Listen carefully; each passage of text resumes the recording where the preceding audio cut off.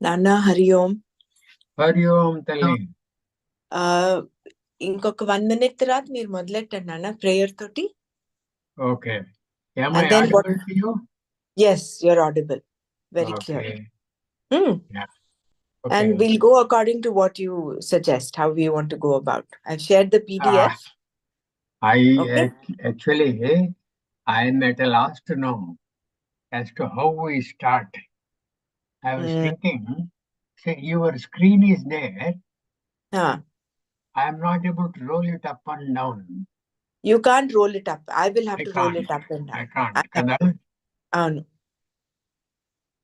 So I was thinking the first few pages, which are introductory and self-explanatory, those could be left to people to read for themselves.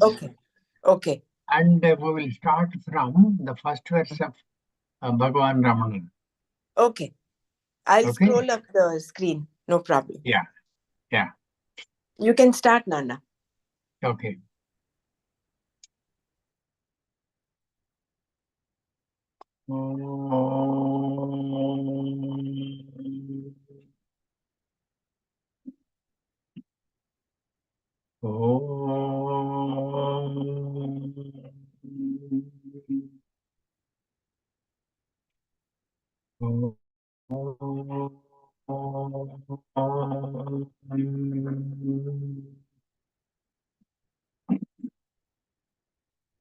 ब्रह्मानन्दं परमसुखदं केवलं ज्ञानमूर्तिं द्वन्द्वातीतं गगनसदृशं तत्त्वमस्यादिलक्ष्यम् एकं नित्यं विमलमचलं सर्वधि साक्षिभूतं भावातीतं त्रिगुणरहितम् सद्गुरुं तं नमामि श्रुतिस्मृतिपुराणानाम् आलयं करुणालयं नमामि भगवत्पादं शङ्करं लोकशङ्करं शङ्करं शङ्कराचार्यं केशवं बादरायणम् सूत्रभाष्यकृतौ वन्दे भगवन्तौ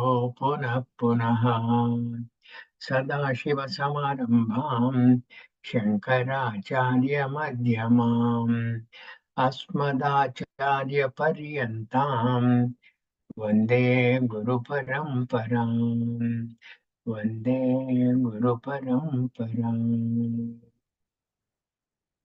Hari Om, everybody. Nice to be meeting you people once again. I was thinking the first few pages of this article are kind of introductory in style, and they are kind of self-explanatory, in which case I would better start with the message of part 1, that is verse number 1 of Bhagavan Ramana, verse number 1 of the 42.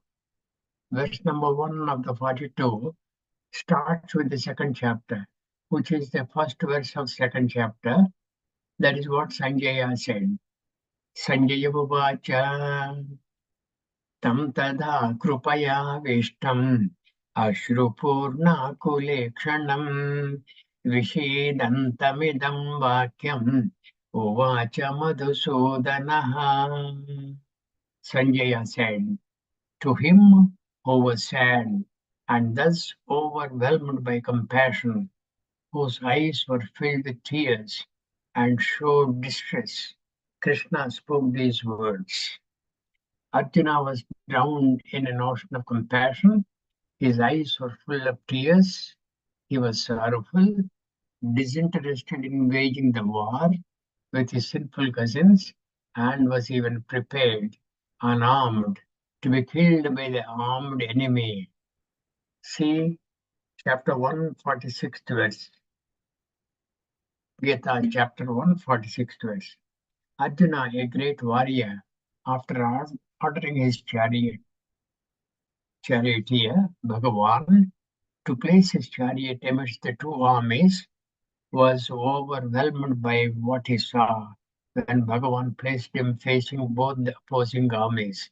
He did not want victory and did not want the kingdom. He forgot the bitter travails that the Pandavas had. Can you please roll it up? Pandavas had undergone for 13 years. And he even forsook his Kshatriya Dharma to such a person who was in great conflict with himself. Bhagavan decided to bring some sense of purpose. Bhagavan Vyasa, through Sanjaya, introduced in this verse Bhagavan as Madhusudana. Adi Shankaracharya, the Bhashyakara, comments on this term as Sarvesham Dehe Madhuvat Ishtatvat Madhuhu Ahankaraha Asti Tasya Jnanasina Sodayati iti Madhusudanaha, meaning that in all beings there is madhu, honey, ahankara, which is very dear to the beings. Bhagavan is described by Bhashyakara as the one who would, with the sword of knowledge, destroy this madhu or ahankara. In one word, Bhagavan Vyasa introduced Lord Krishna as Jagadguru in this verse. No wonder that Bhagavan Ramana liked this verse, which is the first of the Dwichatvarimshat 42 verses and the curtain raiser. It is believed that Bhagavan Ramana picked 42 verses from the entire 700 sloka Gita. We do not know in what context he picked these 42 verses. Maybe some of the Ramanashramam literature would throw some light on that. It is very likely that bhaktas like you and I may have questioned Bhagavan Ramana as to which are the verses he would like very much. Then Bhagavan Gita, let me pick up. At that time, perhaps he has picked up these 42 verses. I'm not quite sure, because there are some verses which are very, very poignant, which have been perhaps omitted by Bhagavan Ramana. Out of these 700 verses, the 42 verses have perhaps omitted some of the very deep significance verses also. But that is how Bhagavan Ramana picked it up. I understand the first verse Bhagavan Ramana picked up was from the 10th chapter of the Gita. Very strange. But that is how it is. When I went through the Google, that's what it said. Now, any doubts on this? The first curtain raiser verse. Here, one thing is to be understood. Arjuna, in many commentaries of the Gita, has been depicted as one who has been stricken with fear, which is perhaps not correct. He is one who is undaunted. He is Parantapaha. And just a few months earlier to this, in the Uttara Gograhana, he decimated the Kaurava forces single-handed, with only Uttara as a charioteer, a makeshift charioteer. And he has fought every one of them and defeated Karna thrice over during that little war of one day. And that person cannot be attributed to have been fear-stricken. So this is to be understood. He was overwhelmed with a lot of compassion, because what he saw, Acharyan Matulan, Bratron, Putran, Pautran, Sakim Sada. All this he has seen. And seeing all those things, he has decided. He told Bhagavan Krishna, Nakangshe Vijayam Krishna, Nacha Rajyam Sukhani cha, Kim no Rajyena Govinda, Kim Bhogai Jivitena va. And towards the end of the first chapter, he said, Ashastram Kshatrapanayah Dhartarashtraha Rane Hanyuho Tanme Kshemataram Bhavet. When I, not wielding any weapon at all, and Dhartarashtraha, the sons of Dhritarashtra, and their allying forces, if they deem it fit to kill me, that is also okay. I do not want to find Nakanshe Vijayam Krishna. That is how Arjuna has decided. And after that, this second chapter has started, where Sanjaya has said, Bhagavan Krishna, Kitaya has Madhusudana, Sarvesham Dehe Madhuvat Ishtatvat Madhuhu Ahankaraha Aste Tasya Jnanasina Sudayati iti Madhusudanaha iti Bhashyakara has said. Beautiful. Okay, now we require that kind of a knowledge. And that kind of a knowledge is given in the following verses. The chapter 2, verse number 16. Nasato vidyate bhavo na bhavo vidyate sataha. Ubhayorapi drushtoantaha tvanayos tattvadarshibhihi. That which is not has no being. That which is has no non-being. Of these two, whoever see clearly and well are the actual seers. Ubhayoho anayoho. And they are the tattva that we have. These two who see clearly and well are the actual seers. Being means truth, knowledge, and infinite existence. And this is Sat. This is beautifully mentioned in the Taittiriya Upanishad as Satyam Jnanam Anantam Brahma. Non-being means that which has no independent existence, that which is not true, and that which at best is only apparent is Asat. The being refers to the essence of all of us, refers to Atma or Brahma, all of which mean the same. That is, Satyam Jnanam Anantam.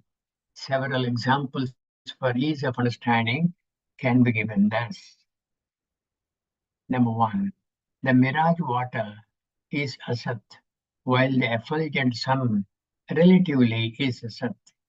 Why this relatively is mentioned by me is even the Sat sun, the sun who is treated relatively as Sat is also Asat because sun is part of the Jagat, which is Asat.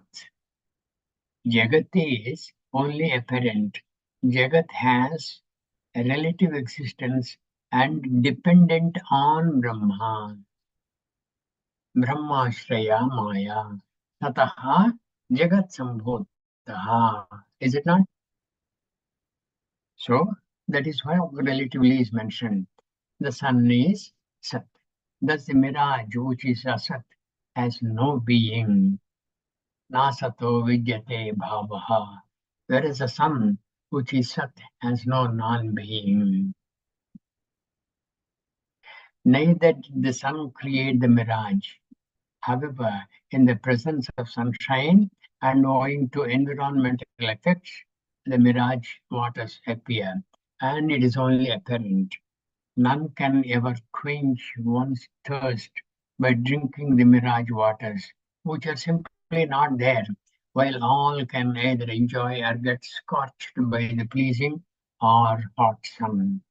This is one example of Sat and Asat. Then the snake and the rope is another example. Okay, Rajju Sarpa Bhranti. The Rajju is the one thing which is there, which is Sat. The snake, the Sarpa, is only apparent on the Rajju. Why is it apparent on the Rajju? Because of your ignorance of the real nature of the substance which is Rajju. The snake on the rope is Asat, while the rope is Sat. Thus, the snake, which is Asat, has no being, whereas the rope, which is Sat, has no non being. Na sato vidyate bhavaha, na bhavo vidyate sataha, na abhavaha vidyate sataha. You cannot negate Sat. Na abhavaha vidyate sataha. Again, the rope did not create the snake, which only appears on the rope, obscuring the rope, which is Sat, and also presenting itself as Sat. The real substance, the rope, is not available for our cognition as long as we see the snake. So too is the world of all objects and beings, which is like the snake and the rope, and which appears as real while simultaneously covering our vision of Brahma. In this context, it is good to recollect Shankaracharya's verse from the Atma Bodha. Does anybody remember that? Yavat satyam jagad bhati suptika rajatam yadha tavanna jnayate brahma sarvadhishtanam advayam. As long as we see the snake and get stricken with fear that it is as though opening its jaw against us. As long as we see the snake only, the Raju is absent. Yavat Satyam Jagat Bhate. The Jagat is like the snake. As long as the snake reality is non-dismissible, then rope cannot be seen. Yavat Satyam Jagat Bhati Shuktikarajatam Yadha Tavan Brahma Sarva Adhishtanam Advayam. As long as the world appears as true to us, so long Brahma will not be available for our realization. Another example can be the blue sky or space, which is only apparent and as though obscures the space. The space or sky indeed is black and not blue. The blueness is the apparent play by the sun and our atmosphere. The blue sky or the sky's blueness is Asat and the space is Sat. Yet another example can be the ghost and the post. All these things we have seen very nicely during our coverage of the Atma Bodha and also during coverage of perhaps the Bhajagovindam. Yet another example can be the ghost and the post. What indeed is present is the post, but due to ignorance we perceive the ghost and the post and would be struck with fear and anxiety. The post did not undergo any modification to appear as a ghost for our cognition. Yeah, repeatable, adequately. Here again, as long as the ghost appears as real, so long will the post, as though hide itself behind the ghost and is not available for our cognition. Here the ghost is Asat and the post is Sat. A ready example is our body with its matter envelopments, mind, senses, intellect, and ahankara, all of which individually and collectively are Asat. Does anybody remember the verse from the 7th chapter of the Gita, where all these things have mentioned in one verse? Mahabhutani vyaktamev cha indriyani dashekam cha panchachendriya gocharaha ichha dvesha sukham dukkham sanghataschetana eta kshetram samasena savikaram udahurdam. Savikaram, it is vikara sahitam. Vikara sahitam means it is kind of changeable. Everything that is changeable is indeed a Sat. And oh, internet connection is unstable. Okay, right? So this is another example. A ready example is our body with its matter and envelopments, all of which individually and collectively are asat. They present themselves as real to us, and the real we, the Atma, which is Sat, is hidden from us. Is it not true that we always think that we are Atma? We always think we are the mind and we are the intellect. And it's because of the Ahankara. Anybody saying something to us, we're upset. Or anybody praising us, we're related. Is it not true? All this because we have given a lot of weightage to what is asat. And as long as we do that, the sat, which is Brahma, which is us, is hidden from us. Yeah, roll it up, please. Brahmara. Bhagavan, through this verse, was trying to instill the wisdom in Arjuna to enable him appreciate that those arrayed in the battlefield cannot be killed, only that their bodies, which are all perishable by nature, can be eliminated in the war. In the classical synthesis of all the battlefield, Bhagavan was leading Arjuna to know that they all are a part of the world, which in itself is only apparent. The Bhashyakara in his Atmabodha presents a beautiful verse in this connection. This is what I have covered. Yavat satyam jagat bhate shuktika rajatam yatha tavanna jnayate brahma sarva adhishtanam advayam. Meaning that as long as the world shines as real and true, like even the silver and the mother of pearl, so long will we not know Brahma, which is the basis of everything and which is one without a second. Bhagavan Ramana had Asat Buddhi in respect of the Jagat and Sat Buddhi in respect of himself, that is Atma or Brahma. And that is why this verse was dear to him because he was a seer, the Tattvadarshi. Yeah, next verse, next page.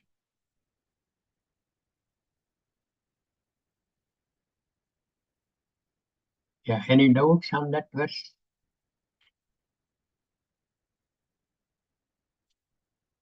Okay, then we go to the 17th verse of the second chapter, which happens to be the third verse of Bhagavan Ramana's collection of 42 verses. Avinashitu tadvidhi yena sarvamidam tatam vinashamavyayasyasya na kaschit kattumarhati.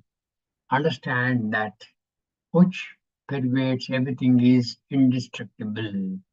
None can cause destruction of that which is undeclinable. Sat, as mentioned by Bhagavan in verse 2, is Trikala Abhatita Vastu, meaning that it cannot be negated in any of the three periods of time, Bhuta, Bhavishyat, and Vartamana Kalas. In fact, it is the very cause of our notion of time, and hence beyond it. Sat is before and also after time. Further, it is the truth of everything and the entire universe, known, yet to be known, and unknown, is pervaded by it. Yena sarvam idam tatam. Sat is indeed avinashi, indestructible, because the very agent and the agent's implements of destruction are tatam, pervaded by Sat, and as such, neither the agent nor his implements, like the sword, can eliminate Sat. Otherwise, it will be like saying that the sword, which is in space and pervaded by space, can cut asunder the very space which accommodates the sword and which also is the cause of the sword, the very agent, karta, and also the implement or the apparent asat effects of sat, which is their very cause. It ought to have been Bhagavan Ramana's second nature to appreciate what is revealed by this verse because all along his life he lived the truth of this verse and as such he loved it. Avinashita tadvidhi yena sarvamidam tatam vinasham avyayasya na kaschit kartum arhati. Nobody can get away from the Sat. Sat cannot be eliminated at all. And what is the effect of Sat, which is Asat, like the sword? There is another verse. There is another verse in the same second chapter, which says, Achedyoyam madahyoyam marklejyo soshyayevacha. All those things. That means what? Whatever has been produced, whatever has been the result of space, which is the mother of all these things. Space is the mother of the earth. Space is the mother of Vayu. Space is the mother of fire. Space is the mother of water. So waters cannot wet it, sword cannot cut it, fire cannot burn it, and Vayu cannot dry it. Achedyo yamadasho yamaklejo soshayevacha nitya sarvagatasthanahu achaloyam sanatanaha. That is what is mentioned. The entire second chapter, not entire really, the first perhaps from the 11th verse of the second chapter up to perhaps the 24th or 25th. Wonderful. That is the Upanishad. When Bhagavan starts saying, Swadharmamapi chavekshya navikampitumar dharmyadhyuddha shreyonyat kshatriyasya navidyate. Till then it is the very essence of the Gita Upanishad. Till then.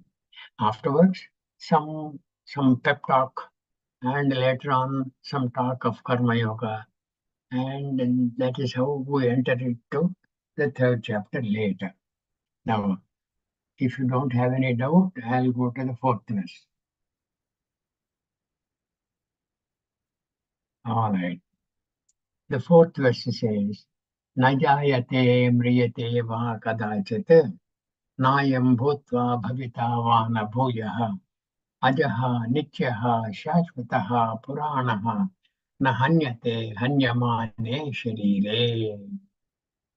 It is neither born nor does it ever die. Having been now, it is not that it will not be in future.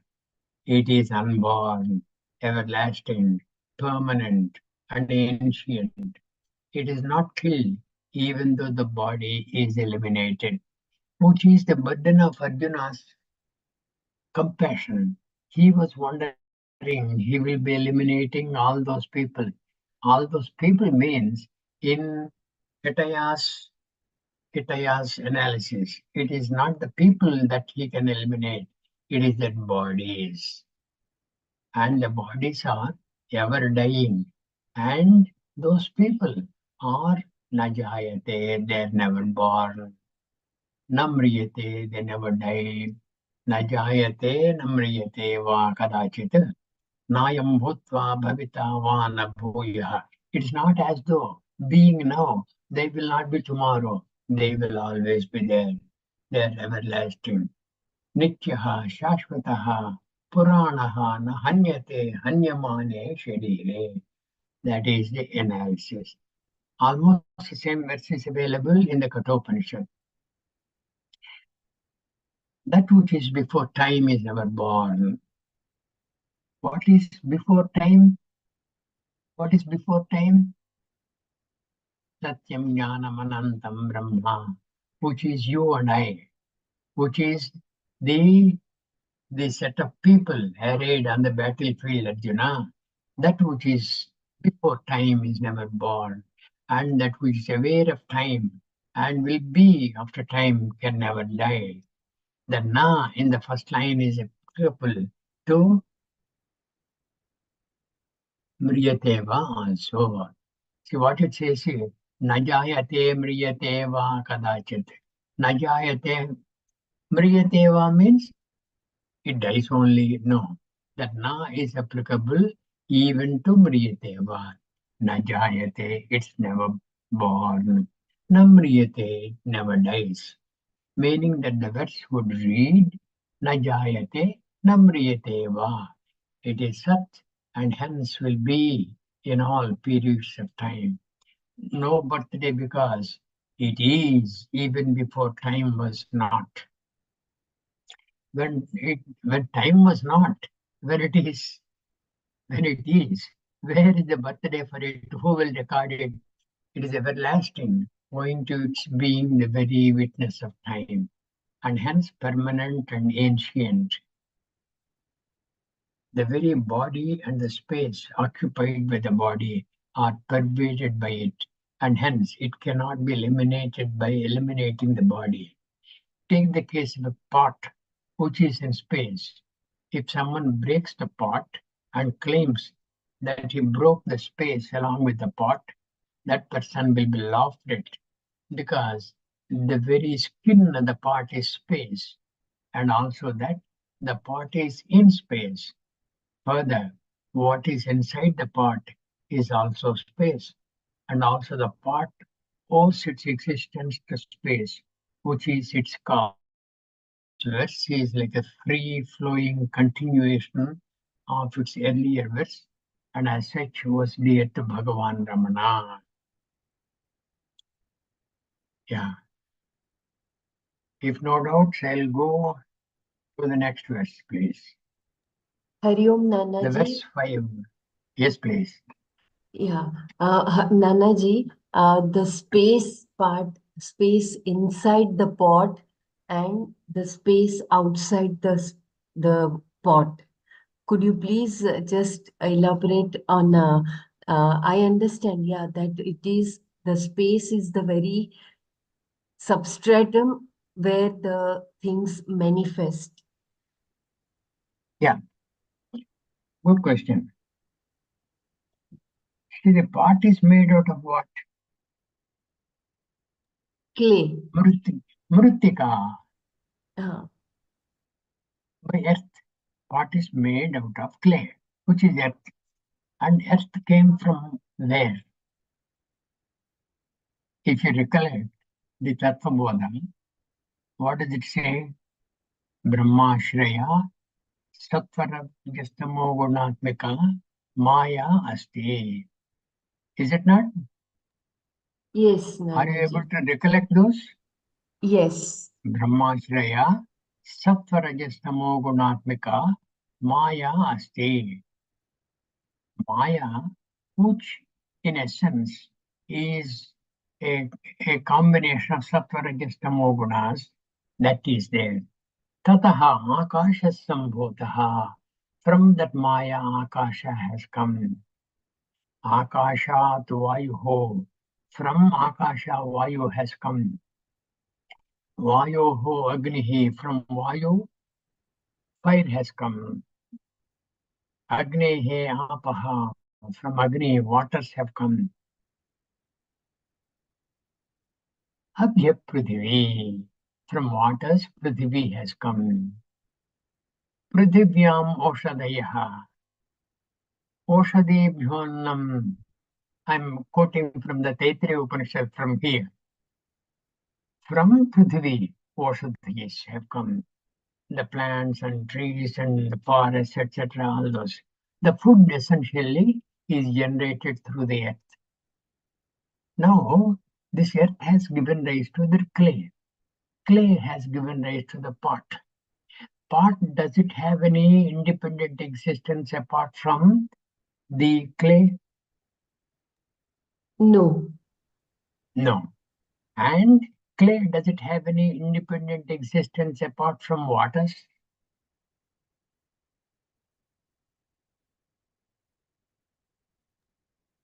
Water, apparently, water is the mother of earth,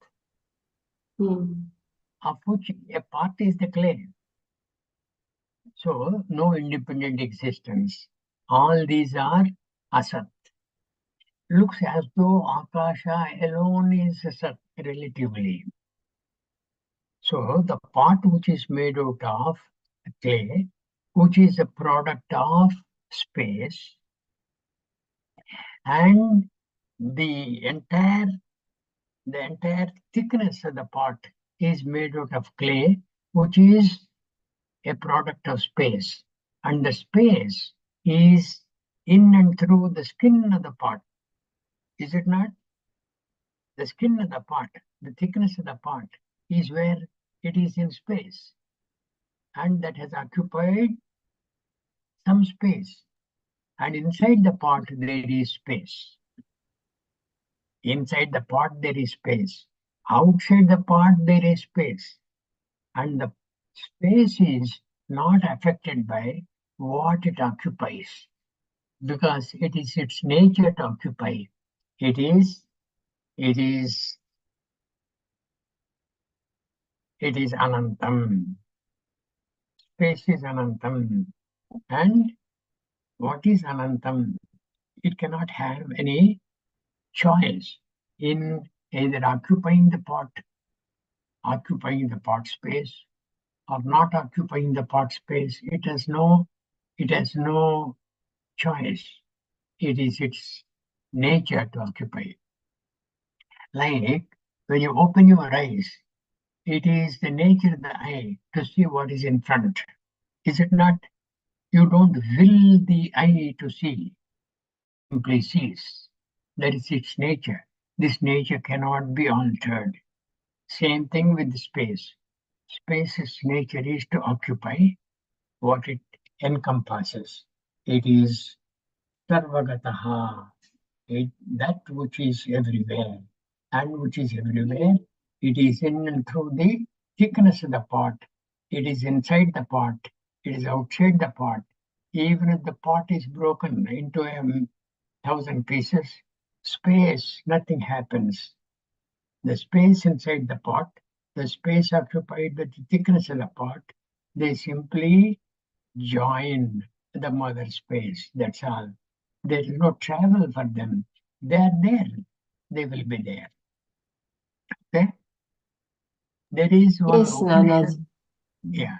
There is one Upanishad Vakyam which I have read some time back.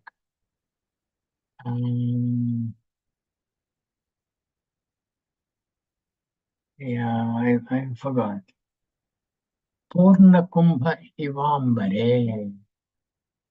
Kumbha is the pot. Purna Kumbha Ivambare. Ambare means space. Like even the Purna Kumbha. Or like the same pot which is taken to the river. And if it is immersed in the river, what happens?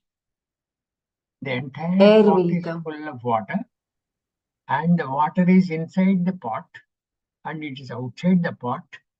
There is no place water is not, and this pot is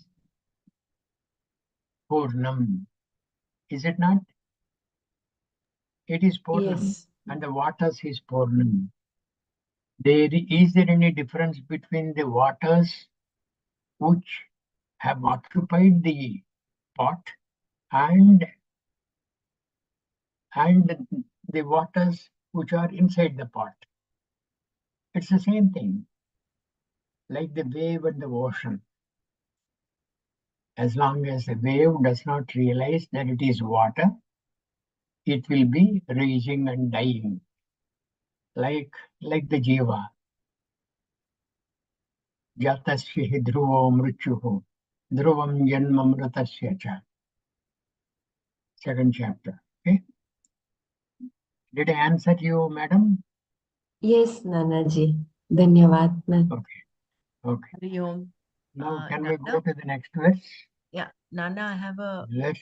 comment to make here. With respect to space, Hello. can you hear me? Yeah. Your With your Hari audio Om. is weak. Ah, Okay. Is it better now? So, with respect to space, your audio is weak. okay, just give me a second, man. Uh-huh.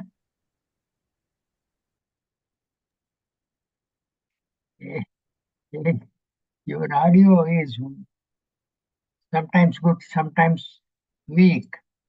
I think you're speaking away from the mic or what? Yeah, Hello. is it better now? Yes, Brahmaraji. Yeah. Yeah. Now it is okay. Okay. Yes, Brahmara. Yeah, with respect to space, Mm-hmm. space is something that is closest to describing Atma because it is all pervasive, it is infinite, and it is subtle. But where do we draw the line between Atma and space? Space is not Atma. No. Space No. is also in Atma. Right? So where do we draw the distinction? The closest we can get understanding Atma is space, but there is a distinction also between space and Atma. Yeah. Okay. You go to your deep sleep state. In deep sleep state, is space there? Yes. Huh? Deep Is sleep. space there? In your deep sleep state, are you there? Are you the thinker? Are you the thinker there? Thinker is not there, but I exist. That's why I'm able to even make out that I slept. Where you exist, yes. You cannot be denied. Najayate mriyate va kadachit. Okay? You cannot be denied, never. But are you aware that you are available then? No.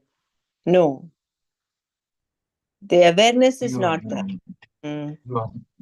you are not aware of yourself, number one. But you are there. When you are not aware of yourself, hey, I'm getting some input from the laptop saying the Wi-Fi is unstable. I don't know. In case but something happens, audible. If you're not very audible, then I'll let you know. It's audible. It's clear. Okay. So in deep sleep state, space is not. In deep sleep state, almost everything is not. Only thing is you have knowledge that you have slept well. Aham kimapi na janami sukhena maya nidra anubhuyata iti sushuptyavastha. That is the feeling. So the closest to Atma is space.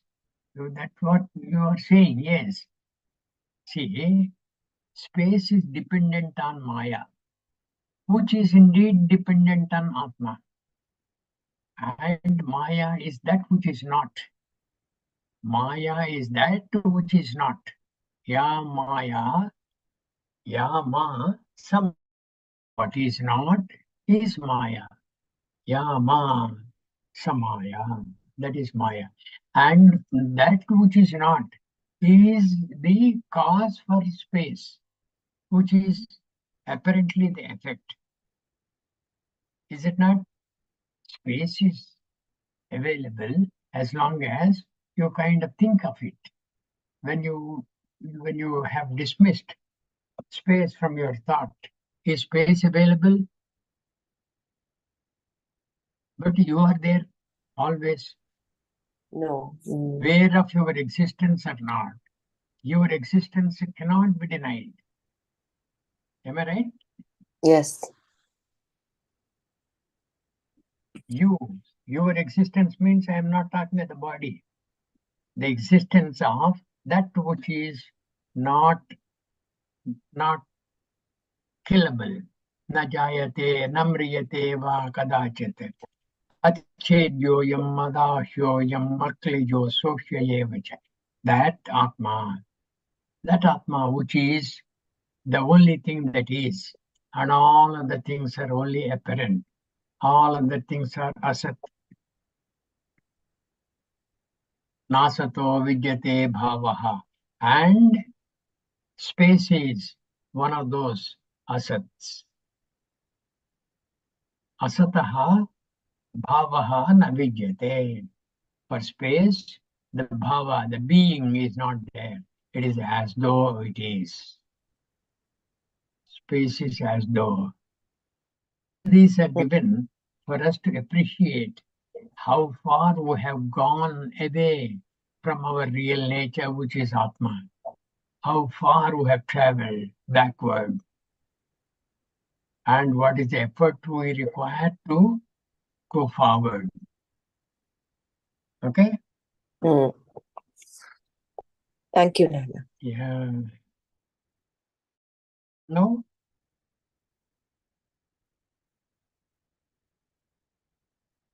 Yeah. Verse number 5. Second chapter, 24th verse. Achedyo yamadahyo yamakledyo soshyayevacha nitya sarvagatasthadaho achaloyam sanatanaha. It may be very difficult for a lot of people to read through this anglicized Sanskrit. It's not an easy thing, but you please refer to the Gita text. Open that 24th verse of the second chapter, then it will be easy for you to appreciate what is mentioned in this verse. The self cannot be cut, cannot be burnt, cannot be drowned, cannot be dried. It is changeless, all-pervading, stable, immovable, and eternal. Sat is Atma, and this was evident through the verses in the Gita earlier to this. Now in this verse, Bhagavan gives hints to realize Atma by giving some pointers. It would be wrong to say that Bhagavan described. The Bhagavan means what? Hitaya. Okay? Wrong to say that Bhagavan described the attributes of Atma because it is a guna and hence attributeless. Atma cannot be cut asunder by a sword, which is a derivative of earth. Thus, the agent is the earth. And the earth is a byproduct of space, which is asat. It cannot be burnt. Agent fire. It cannot be wetted. Agent is water. And all these are products of space, which are asat. And it cannot be dried up. Air. It is everlasting. It is present everywhere. It is stable, unmoving, and ancient. Thus, the four elements, earth, fire, water, and air, cannot harm Atma. So it is depicted that Atma is beyond the influence of the five elements and even time. What else beyond these six are known to us?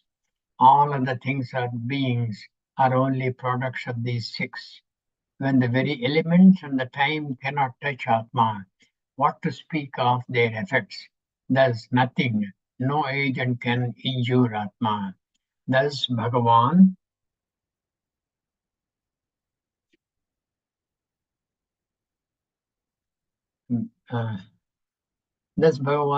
reinforces the knowledge that Atma cannot be killed and hence Asocyan Anvashocastvam. That is the 11th verse of the second chapter. Asocyan Anvashocastvam Prajnavadamsya Bhashase. Meaning that Arjuna was grieving for that which does not deserve any grief. This model and negation thereof was presented by Bhagavan even in the preceding verse, 23rd verse, which reads thus, Nainam Shindanti Shastrani, Nainam Dahati Pavakaha, Nachainam Kledayantyapaha, Nasoshayati marutaha. None of these can affect Atma at all. Weapons do not cut this self, nor does fire burn, water does not wet it, and wind does not dry it. It is said that Bhagavan Ramana happily went through a surgical procedure on his body without any anesthesia. This is not a testimony to his firm adherence to the above verses and thus liking them. That is Bhagavan Ramana. Now, next verse. If we go to But here, all yeah. of us, like Bhagwan Ramana was an enlightened soul, so Mm. he was able to go through this. Mm. But for you and me, for everybody Mm. else who is still to be, for me, I'm talking of myself, to be enlightened, I still have that body consciousness. Correct. So, and plus, when there is, when the body is ill, I have to take care of it. It's not like I can negate the body. I agree So with you. how do we balance the knowledge that the pramana is giving us? How much should we take care, and where should we let go? You must take care of the body very, very nicely. Because it is through the body all other dharmas can be adhered to. Okay? Dharma, the kama, all those three you will have to perform. Ardha, kama, dharma rupena. When you want to perform them, you require this body. And the body is required to be in good trim. It's not a very ailing body with which you want to do the karma for ardha, for kama, and adhering to dharma. It is not possible. See, all this because you got an input that you are not this body, but you have just got that input. You do not have the aparoksha anubhuti that you are not the body. So as long as that happens, yavat satyam jagat bhati shuptika rajatam yadha. As long as the body appears to be real to you, Atma takes to sleep as though. Tavan Brahma sarva adhishtanam advayam. It is simply not possible. Only thing is, with that guide, with what is said, Achejyo yamadahyo yammartejyo soshayevacha nityaha sarvagataha sthanuho achaloyam sanatanaha.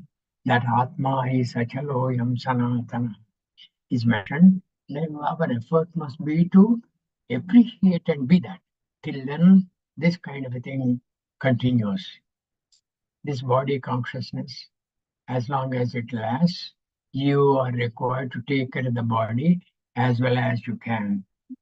Because through the body only you can do all other things. Right? Is that okay? Yes, Nana. And does that also mean next verse. that people who are enlightened, like Ramana Maharshi and all of them, they do not have body consciousness, and so whatever happens to the body, first of all, they are not affected. Second, they do not also take care. It'll be interesting to read their life stories to know what happened. But they do take care. They do take care. Like a jnani in Bhagavan Ramana sees the sun and the stars like you and I see. Is it not? Bhagavan Ramana used to go for doing a pradakshina of the Arunachal, that Aruna mountain. Arunachal, he used to go doing a pradakshina, and he used to go to the temple and offer his prayers. He lived as though like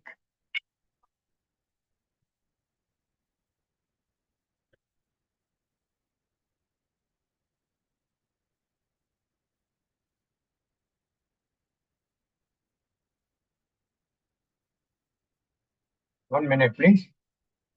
There's some.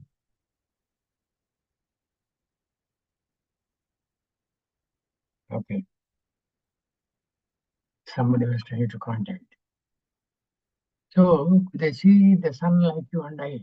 When we go to Bhagavan Ramana, supposing some 100 years back when people have gone there, he has seen us as though you were real. Seen us, you were real. Is it not? And knowing fully well, we are not real.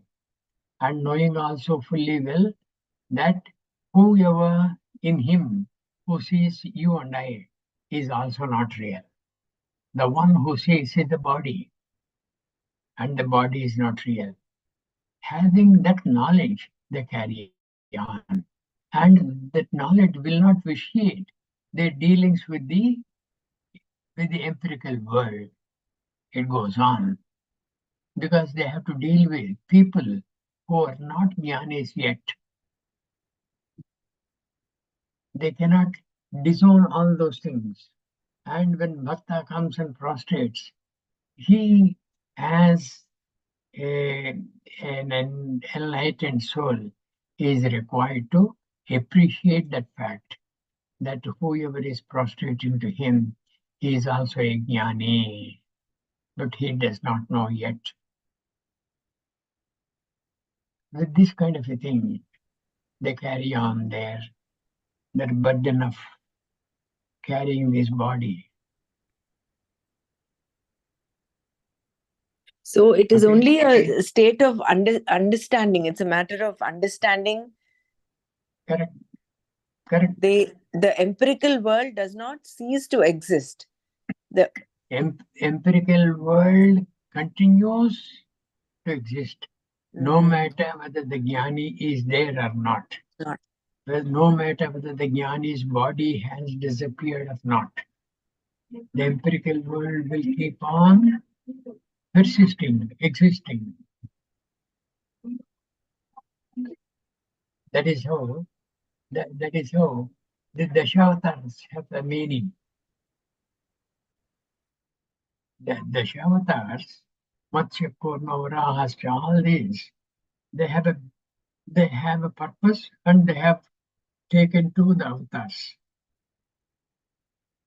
But no matter in what avatar it was, the universe was, the Jagat was. It's a space that was. It was fire that was. It was the air that was. It was the ocean that was. During the Treta Yuga, during the Satya Yuga, during the Dwapara Yuga, and even now in this Kali Yuga. It is there. It is kind of as though constant. Only thing is that as though constant thing has got the deluding effect on all of us. It is non-constant, but looks as though constant. Okay? Mm. Mm.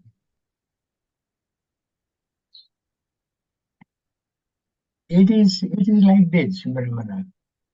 You used to play when you were a little girl a lot of games. Okay? Now, when you have grown up, when you see small little girls play that kind of a game, you enjoy that game, knowing fully well you have graduated away from that. Is it not? That is how the jnani deals with the world. He has been in and through the world, and he has come out of the world. When he is enlightened, he has also come out of the world. But in spite of it, He is in the world and he knows he is as though part of the world, though away from it. That is how the dealing is.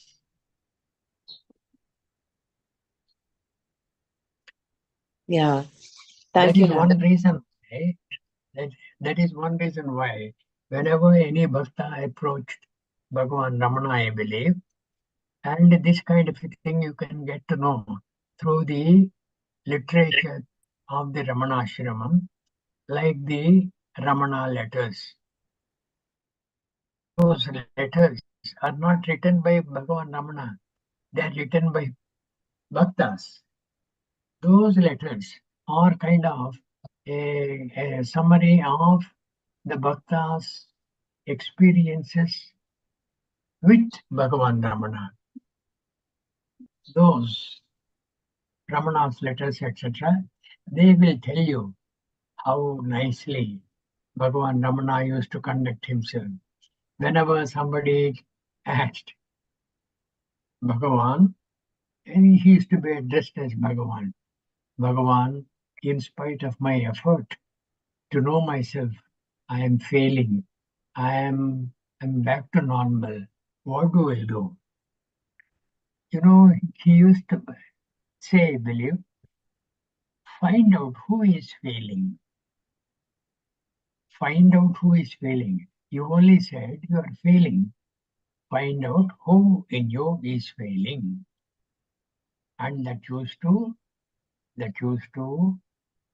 generate some kind of inward look in the face of the bhakta who asked that question. That is how people conduct themselves. Okay. Now I think we'll stop here. We have come to 8:30. We'll continue. Brahmara, Yes, Nana. what do we do from tomorrow on? Do we continue this till we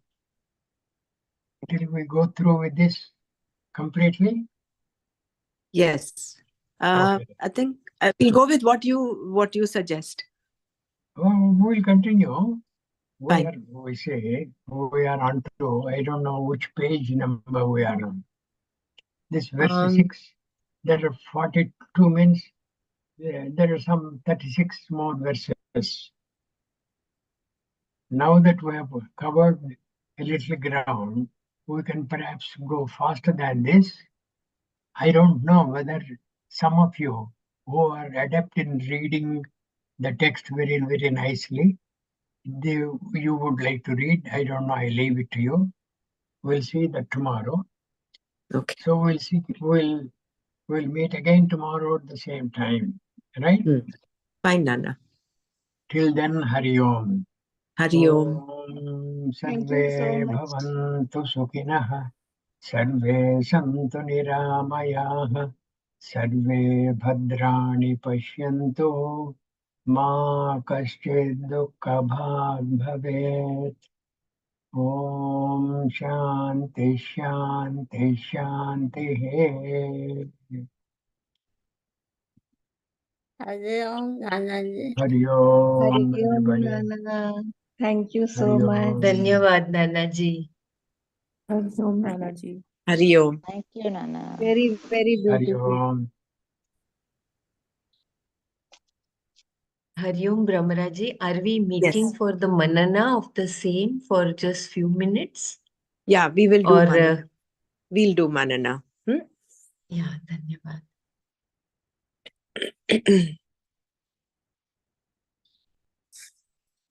So we'll just go through the 6 verses right now. These were what were picked up by Ramana Maharshi. The first one was Tam tatha kripaya vishtam ashrupurna kulekshanam vishidantamidam vakyam uvacha madhusudanaha.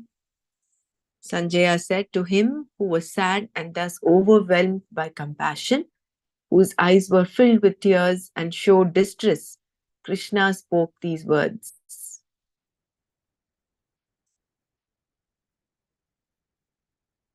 Here, the meaning of Madhusudana is Sarvesham dehe madhuvat ishtatvat madhuhu ahankaraha asti.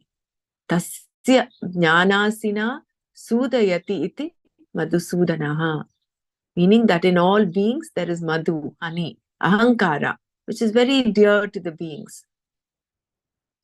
So with the sword of knowledge, Bhagwan destroys this madhu or ahankara. The second is Hariom, Hari. why the ahankara is dear to all the beings? Is it because that each one loves himself more, like he's always focusing on himself, or is it some other reason that why the ahankara, which is very dear to the beings, like, can you just say I'm something just about correlating. Yeah, I'm just correlating what we learned from Swami Dayananda in Nirvana Shatkam, where he says there are people and people and people, but there is only one mother, one father that you have, right? There are so many houses, but there is this house that belongs to you. So that there is that special connect between you and people belonging to you. Similarly, there is a connect between you and this body. I think that special connect, that is what is ahankara there. And maybe because of that, it is dear. I don't know. This is something that came to me when you asked this question, and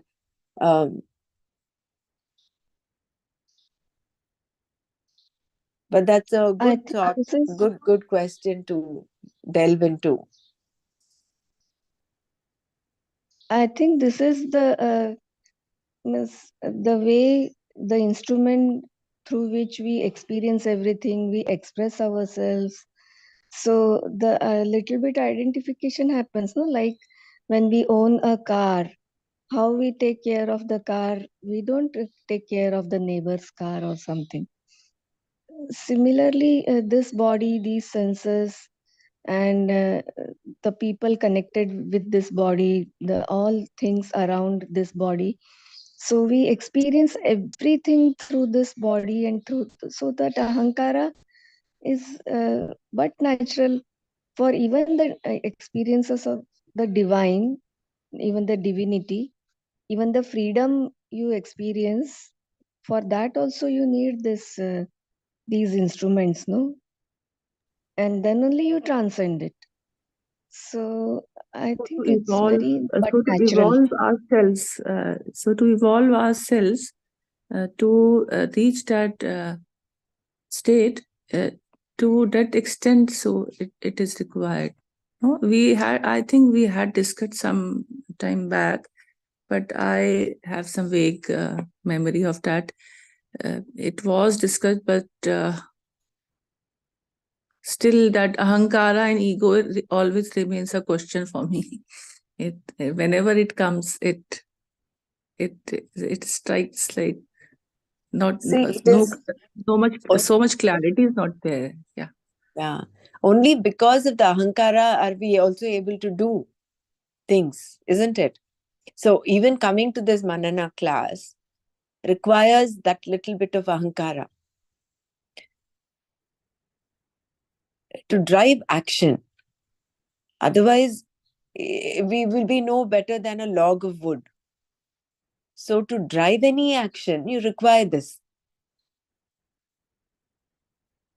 Right. Isn't So it? Correct, correct. it's a basically it is a necessity also, and it is a negative Impediment also. Yeah. both. It's It an is impediment. It's an impediment when you are encompassed or engulfed in it. But as long as you understand, like how Gurudev says, your ego is essential.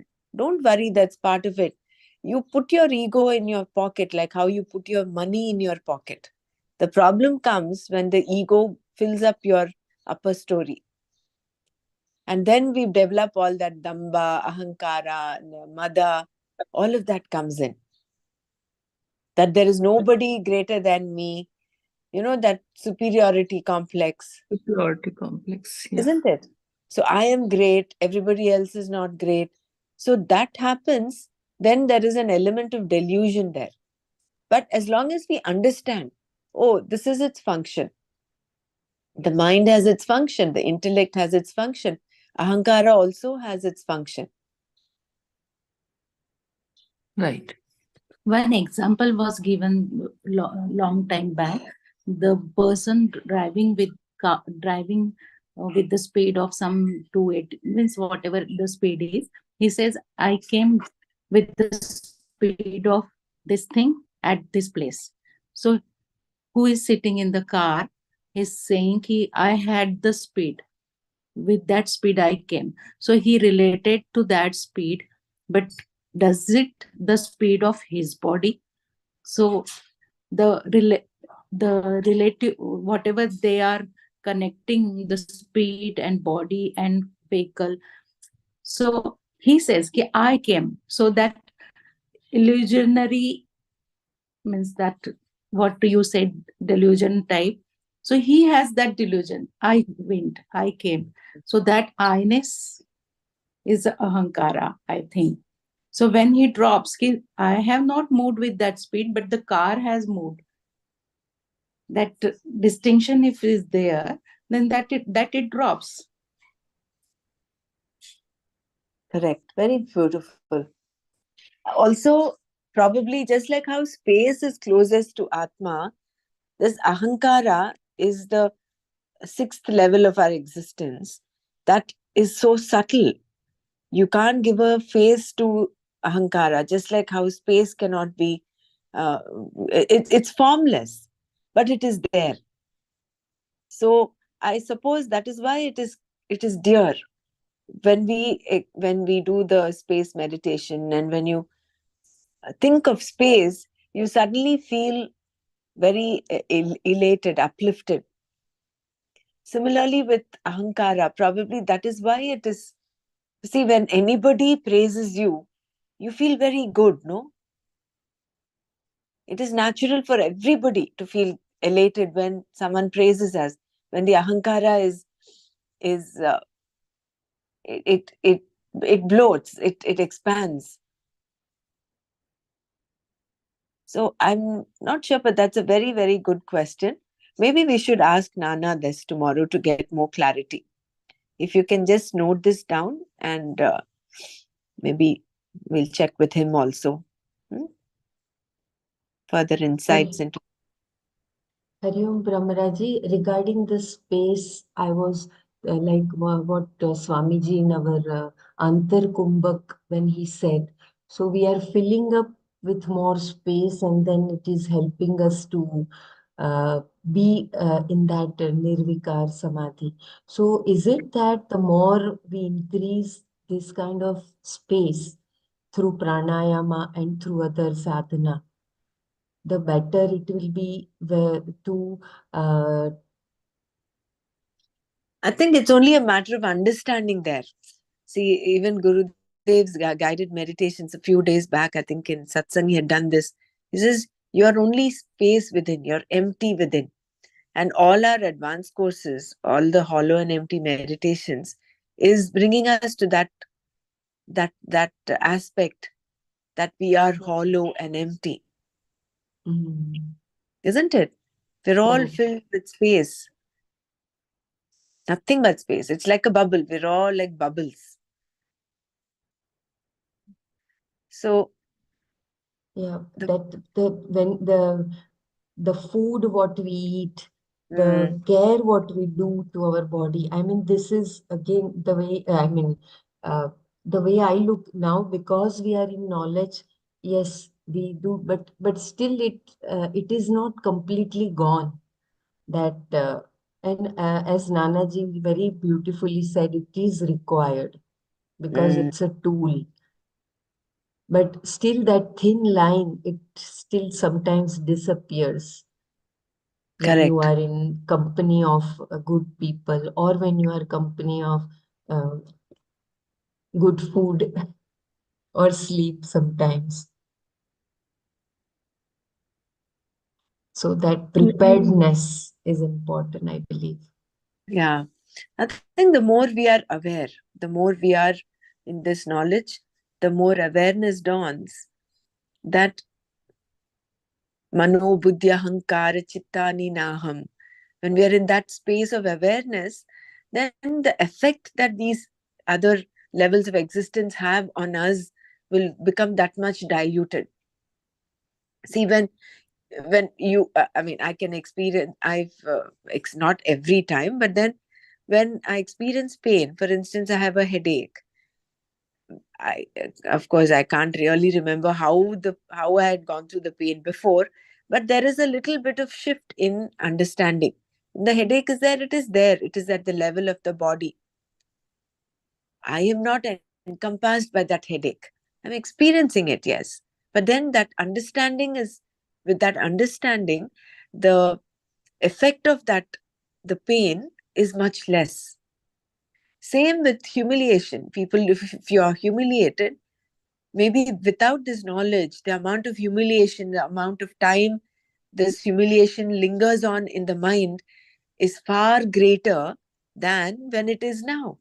Momentarily, you get a little upset, and then you shake it off, it's gone.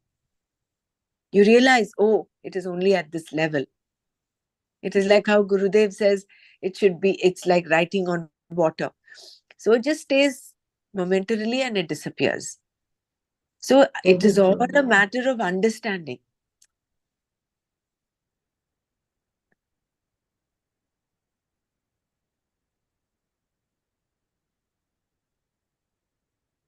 And this ahankara, why it is so dear, is that in the beginning, I think, of Gita home study, it was mentioned, Atmanastu kamaya sarvam priyam bhavati.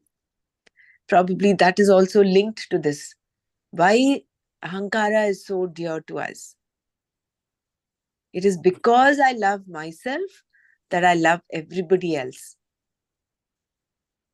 That innate love for I is there, I suppose. That is why um, ahankara is dear. Yeah, that is a perfect answer. So beautiful. Dhanyavad, Brahmaraji. Very nice. Because ultimately it is only I that is the truth, no? When we correlate what we've learned in the Nirvana Shatakam, everything, all the experiences are centered on the I. The only difference between ahankara and this I is that veil of maya, veil of delusion, or veil of ignorance. When you're in the big I, you experience expansiveness, you experience wholeness, that Chidananda state. Yeah, there, but both will come, no, Brahmaraji, superiority complex and inferiority, both are to be negated, no? Correct. Even With the respective, inferiority. right. When you're dealing and you're at the level of ahankara, both are there. Both the opposites would be there. But when you dissolve that, like how this devotee went to Ramana Maharshi and say, no matter how much I'm trying, I'm not able to realize. Then Ramana Maharshi just asks him, who is it who is feeling this? Who is it who is thinking this? Just go and inquire. Who am I? Who is that I? Problem is we identify us. It's all a question of identification. We identify ourselves with that small I and we think that is it. That is why we think also, how can I be Ishvara? How can I be all pervasive? How can I be limitless? Aham alpajnaha, aham kinchignaha. From that limited understanding of ourselves that we have because of this delusion, that is why that beautiful Mahavakya, Tattvamasi, You are that, is what is the sadhana tool for us. But please, Dr. Savita, remember to ask this question, huh? Tomorrow. We'll get little Yeah. more clarity. Should we go to the next? We have another 5 minutes. We'll do this.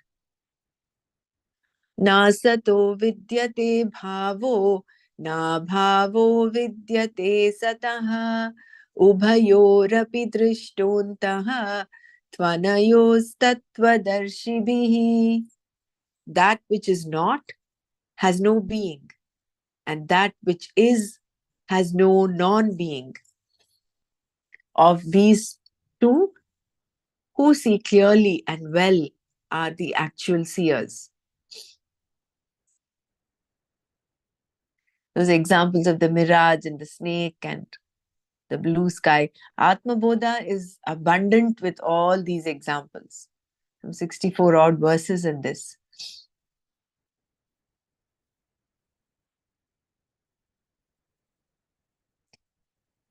Yavat satyam jagad bhati shuktikara jatam yatha tavanna jnayate brahma sarvadhishtanam advayam.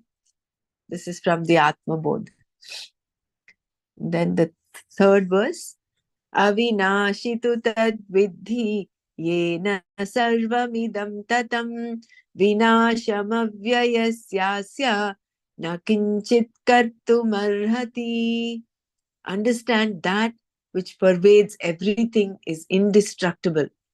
None can cause destruction of that which is indeclinable.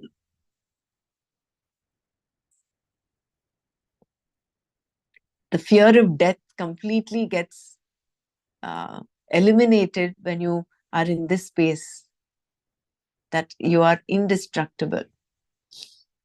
Na jayate mriyate va kadachit nayam bhutva bhavita va na bhuyaha ajo nitya shashvato yam puranaha na hanyate hanyamane sharire. It is neither born nor does it ever die. Having been now, it is not that it will not be in future. It is unborn, everlasting, permanent, and ancient. It is not killed, even though the body is eliminated.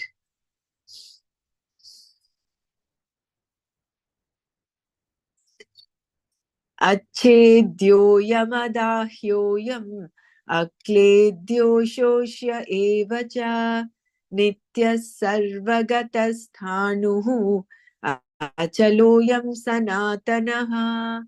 This self cannot be cut, burnt, drowned, or dried. It is changeless, all-pervading, stable, immovable, and eternal.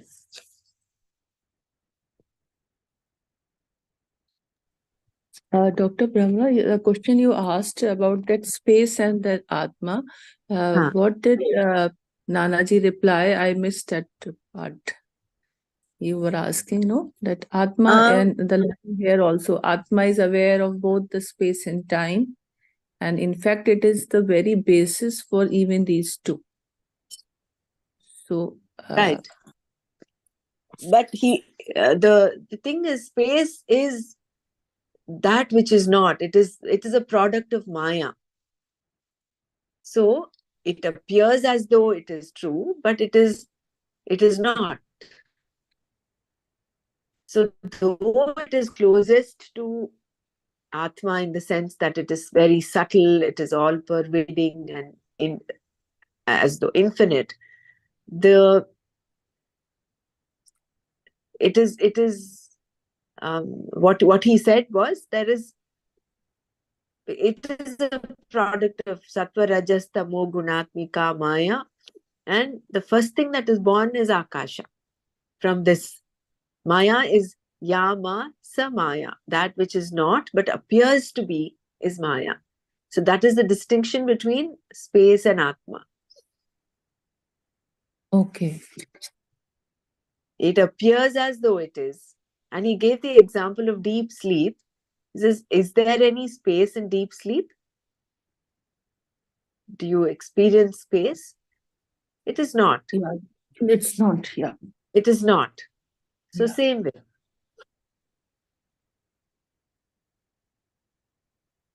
Thank you. Yeah. Nainam chindanti shast. I think we need to do this, right? We stopped at verse 6. Nainam chindanti shastrani, nainam dahati pavakaha, na chainam kledayantyapaha, na shoshayati marutaha.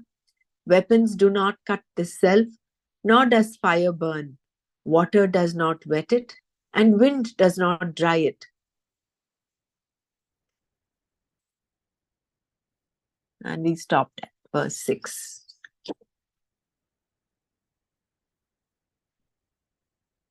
So shall we stop here? If anybody wants to share anything, please do. Before I share the Nirvana Shatakam, we listen to the Nirvana Shatakam.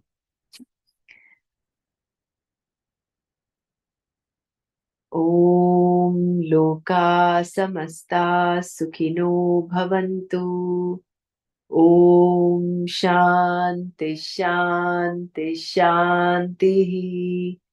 Om Tat Sat Shri Krishnarpanamastu.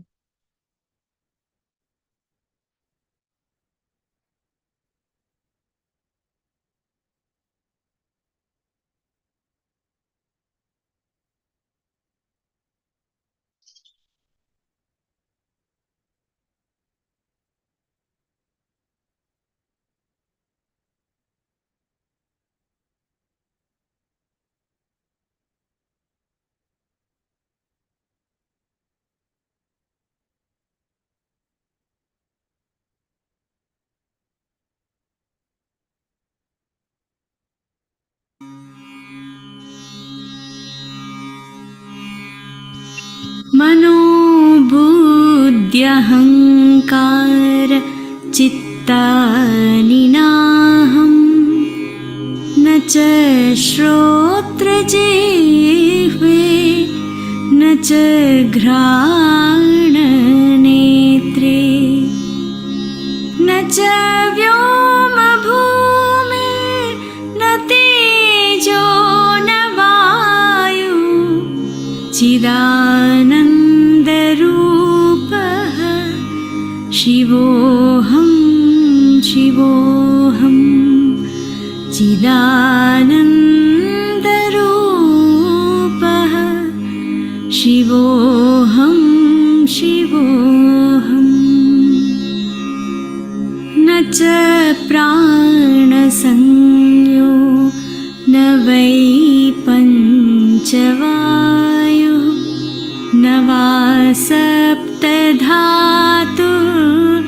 न वा पञ्चकोशः न वाक्पाणिपादौ न चोपस्थपायु चिदानन्दरूपः शिवोऽहं शिवोऽहं चिदानन्दरूपः शिवोऽहं शिवोऽहम् न मे द्वेषरागो न मे लोभमोहो मदोर्नैव मे नैव मात्सर्यभावः न धर्मो न चार्थो न कामो न मोक्षः चिदानन्दरूपः शिवोऽहं शिवोऽहं चिदानन्दरूपः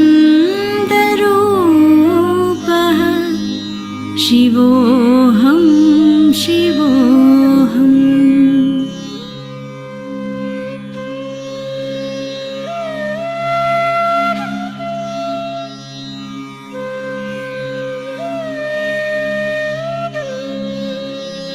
पुण्यं न पापं न सौख्यं न दुःखं न मन्त्रो न तीर्थं न वेदा न यज्ञः अहं भोजनं नैव भोज्यं न भोक्ता चिदानन्दरूपः शिवोऽहं शिवोऽहं चिदानन्दरूपः शिवोऽहं शिवोऽहम् न मे मृत्युशङ्का न मे जातिभेदः पिता नैव मे नैव माता न जन्म न बन्धुर्न मित्रं गुरुर्नैव शिष्यः चिदानन्दरूपः शिवोऽहं शिवोऽहं चिदानन्दरूपः शिवोऽहं शिवोऽहम् अहं निर्विकल्पो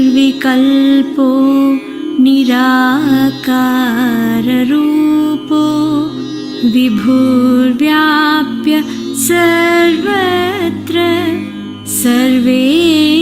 सर्वेन्द्रियाणां सदा मे समत्वं न मुक्तिर्न बन्धः चिदानन्दरूपः शिवोऽहं शिवोऽहम्